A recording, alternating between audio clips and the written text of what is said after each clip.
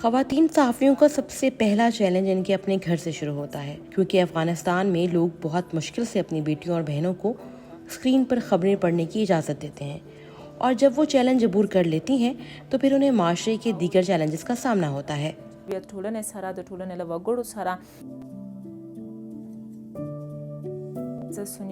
میرا نام سونیا نیازی ہے، میں طلوع نیوز کے ساتھ بطور میزبان وابستہ ہوں اور میں صحافت کا شوق رکھتی ہوں، اسی لیے میں نے اس پیشے کا انتخاب کیا۔ لیکن طالبان کے اقتدار میں آنے کے بعد صحافی برادری اور خاص طور پر خواتین صحافی نہیں چاہتی کہ ان کی گزشتہ 20 سالوں کی محنت راہ گاں چلی جائے۔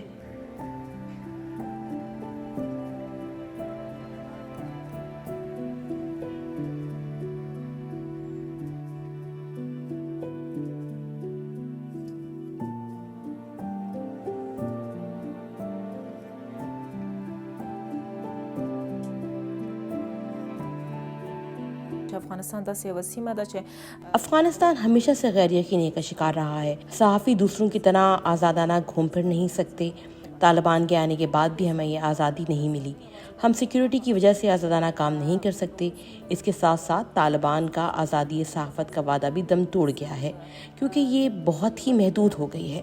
طالبان کے آنے کے بعد ان تمام چیلنجز کے ساتھ خواتین مرد صحافیوں کی طرح بآسانی معلومات حاصل نہیں کر پاتی۔ پہلے تو خواتین صحافیوں کو نیوز کانفرنس میں بلایا ہی نہیں جاتا، اور اگر اجازت دی جاتی ہے تو مکمل حجاب اور ماسک پہننا لازم ہوتا ہے۔ نیوز کانفرنس چاہے گھنٹوں طویل کیوں نہ ہو، خواتین کو کچھ لمحوں کے لیے بھی سانس لینے یا پانی پینے کے لیے بھی چہرے سے ماسک ہٹانے کی اجازت نہیں دی جاتی، تاکہ وہ کچھ سکون لے سکیں۔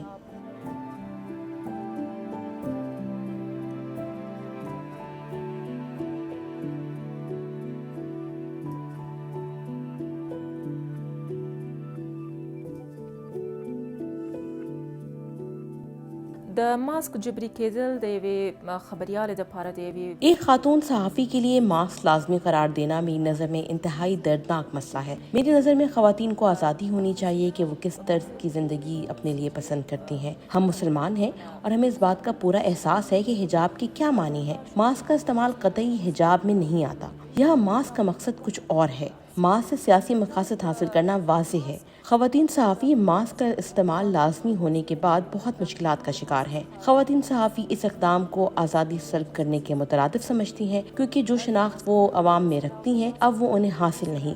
ایسا لگتا ہے کہ بتدریج خواتین کا نہ صرف میڈیا سے بلکہ تمام اہم اداروں سے خاتمہ کیا جا رہا ہے۔